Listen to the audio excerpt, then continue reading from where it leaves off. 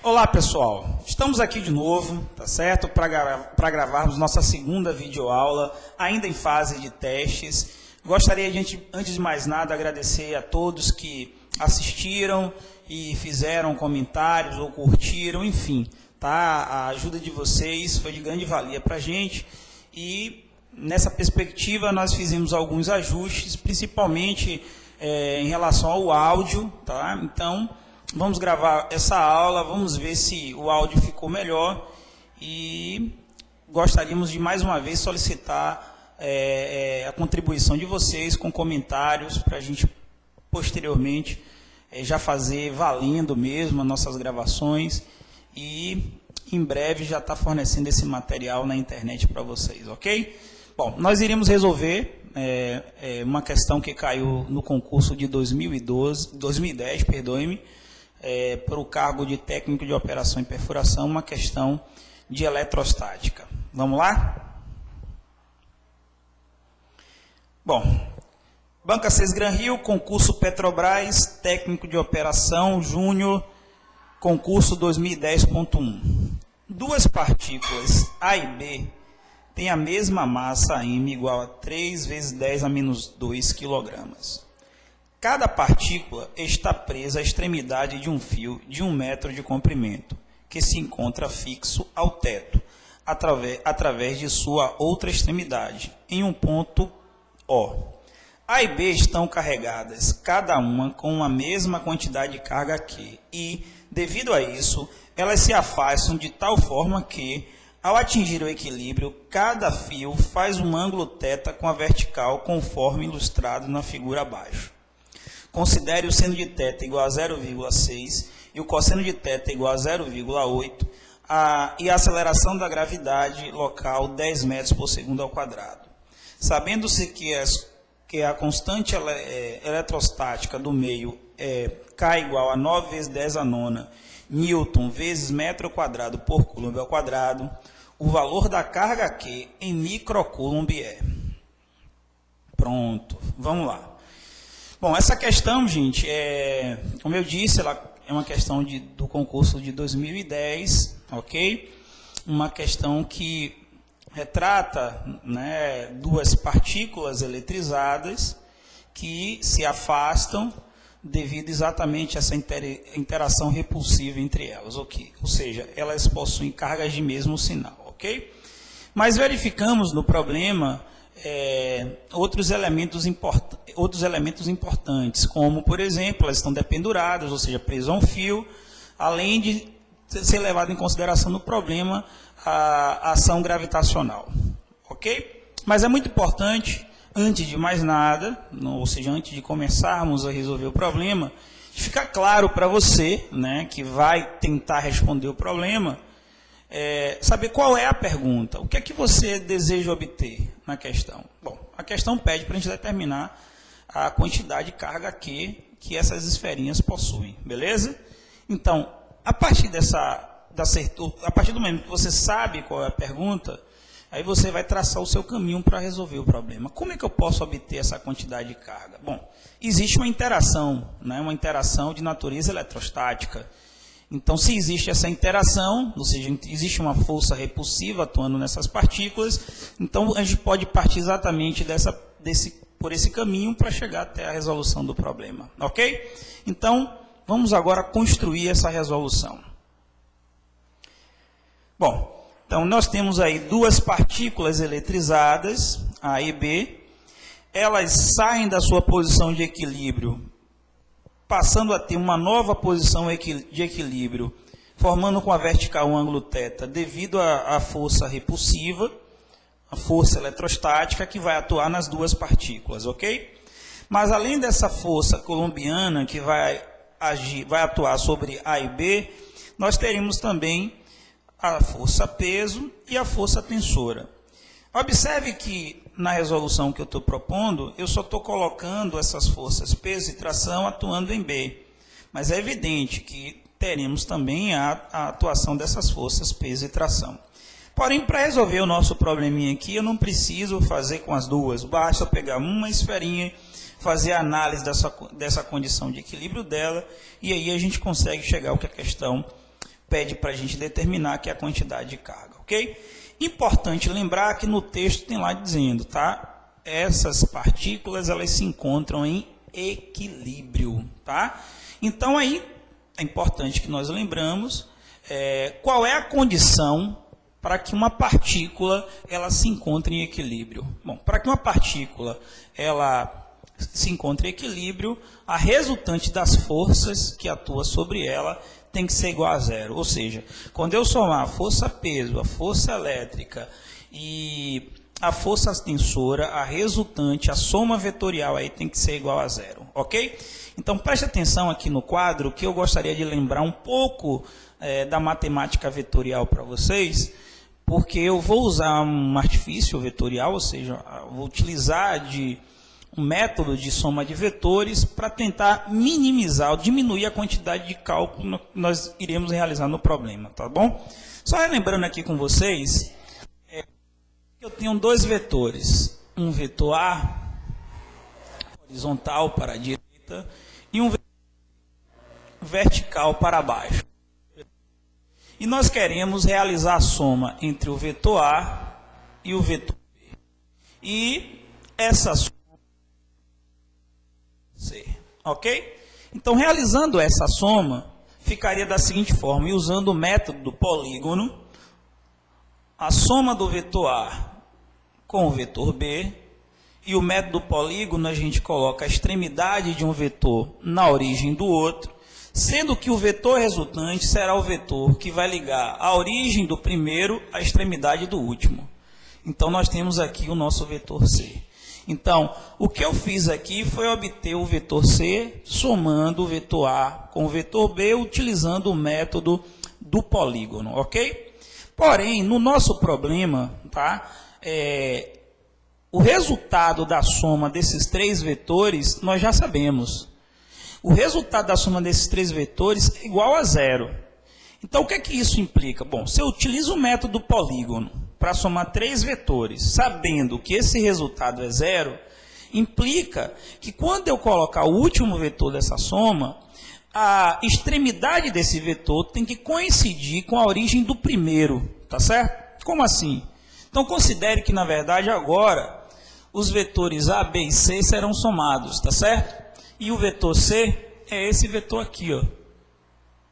Beleza?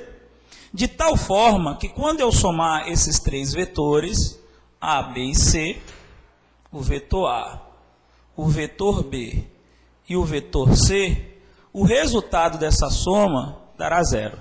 Ok? Então, fazendo isso, tá, usando o método polígono, eu teria extremidade do vetor A na origem do vetor B, extremidade do vetor B na origem do vetor C, sendo que o último vetor que eu colocar, que é o C, vai ter que coincidir com a origem do primeiro vetor. Ok? Então, por que eu estou relembrando isso aí? Porque eu vou usar esse artifício, tá, para poder, como eu disse, diminuir a quantidade de cálculo no meu problema. Esse não seria o único caminho para fazer a resolução do problema. Nós poderíamos fazer decomposição vetorial, por exemplo, tá certo? Até mesmo utilizar a regra do paralelogramo, somando dois vetores, obtendo um resultante dessa soma, e depois pegando esse resultado, somando com o terceiro vetor. Ok? Então, tudo isso é possível. Então, eu busquei, eu escolhi, eu fiz uma opção na minha resolução, achando que essa opção seria a melhor. Ok? Então, vamos lá agora, voltando para o problema. Bom, então, eu vou somar os vetores peso, força elétrica e força tensora, sendo que o resultado dessa soma dá zero, ok? Então, eu vou colocar a extremidade de um vetor na origem do outro vetor. Então, extremidade da força-peso, do vetor força-peso, na origem do vetor força elétrica. Extremidade do vetor força elétrica, na origem do vetor força tensora. Sendo que esse vetor força tensora, a sua extremidade vai coincidir com a origem do vetor força-peso, já que a resultante da soma desses três vetores é igual a zero, ok? Sendo que o ângulo formado entre a extremidade do vetor força tensora e a origem do vetor força peso é o mesmo ângulo θ que o fio forma com a vertical. Tudo bem? Pronto. Nós temos aí no problema, então, um triângulo retângulo onde os vetores peso e força elétrica são catetos e tração é hipotenusa. Quando eu estou dando aula aqui para os meus alunos, tá certo? Eu sempre digo assim para eles, né? Então eu vou falar da mesma forma que eu falo para eles, eu vou falar agora para vocês. Gente, como é que a gente determina o módulo do vetor força-peso? Bom, o vetor força-peso é massa vezes gravidade. Como é que a gente determina o módulo do vetor força elétrica? Bom, o vetor força elétrica, a partir das cargas, a interação entre elas, vai ser determinada por K, produto do módulo das cargas, dividido pelo quadrado da distância que separam essas cargas. Tá, e como é que a gente determina o valor da força tensora? O valor da força tensora? Bom, o valor da força tensora depende. Não tem uma fórmula, uma equação que define a determinação do vetor força tensora. Bom, sendo assim, eu vou buscar uma forma de resolver meu problema que não utilize a força tensora, já que eu não sei como calcula a força tensora.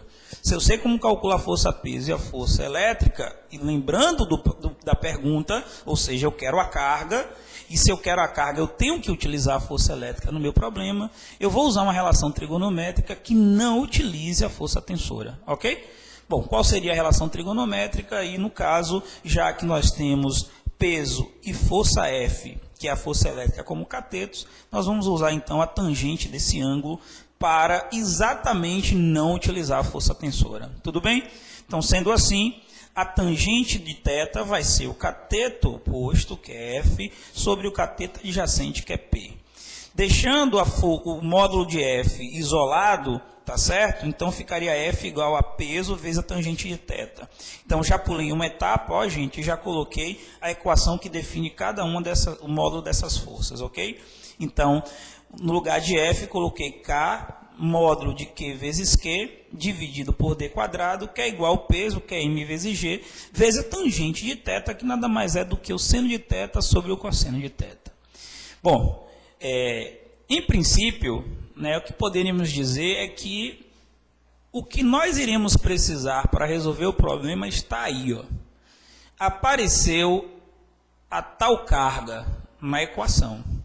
Então, mas para eu achar o valor de Q, eu preciso o valor de K, a questão me deu, o valor da massa da esferinha, a questão me deu, o valor da aceleração da gravidade, a questão também me deu, do seno e do cosseno, que também foram dados, porém, além de não saber quanto é que vale Q, eu não sei quanto é que vale a distância entre essas esferas. Bom, então nós temos que achar essa distância, ok? E como é que nós faríamos para poder achar a distância que separa A e B? Bom, vamos analisar agora, ó, esse triângulo grandão aí, tá vendo? Que nada mais é do que os comprimentos. O comprimento do fio, a distância entre a esfera A até o ponto médio e a altura, ou seja, do ponto O até o ponto médio. Tudo bem?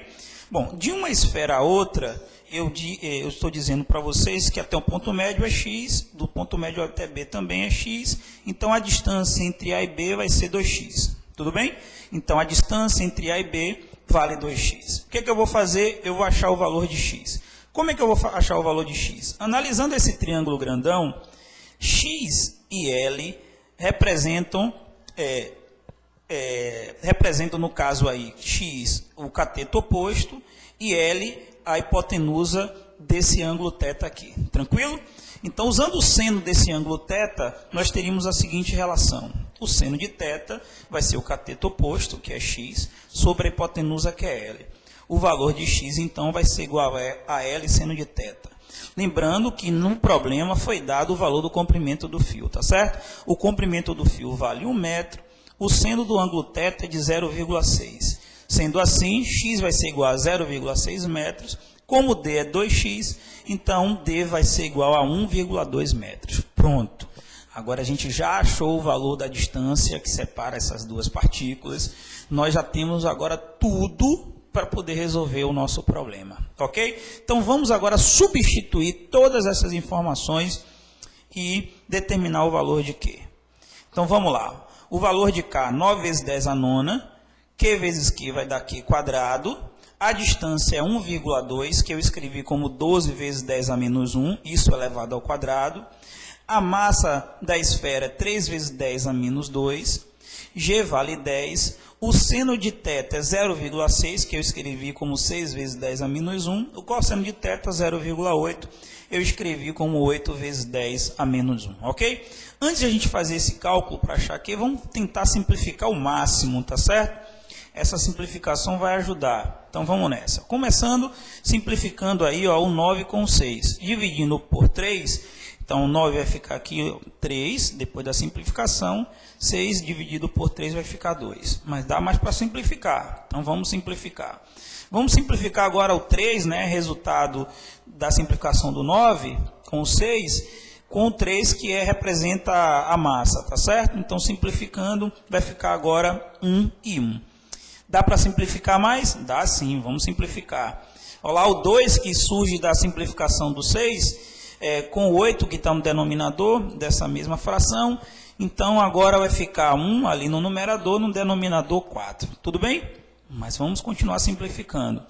12 vezes 10 a menos 2 elevado ao quadrado vai ficar 144 vezes 10 a menos 2. Ok? Vamos simplificar o 144, tá? Com o 4 do outro lado, dividindo por 4. Então, 144 dividido por 4 vai ficar 36 e 4 dividido por 4 vai ficar 1. Ainda dá para simplificar aqui, ó, 10 a menos 1 com 10 a menos 1.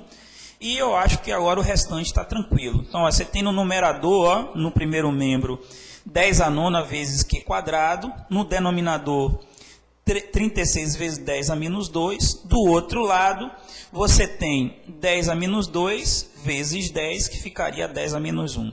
Só pulando um pouquinho e fazendo a proporção aí, tá? Nós teríamos que Q vai ser igual a raiz quadrada de 36 vezes 10 a menos 12. Raiz quadrada de 36 dá 6, raiz quadrada de 10 a menos 12 vai dar 10 a menos 6. Então, Q seria igual a 6 vezes 10 a menos 6 coulomb, porém a questão pede para a gente determinar o resultado em microcoulomb. Então, nosso resultado seria 6 microcoulomb, ok? A alternativa que corresponde a essa resposta é a letra E. Ufa! Bom, é uma questãozinha, né, gente, um pouquinho trabalhosa, tá? Eu costumo dizer para os meus alunos que a maioria das questões, elas são de fácil resolução.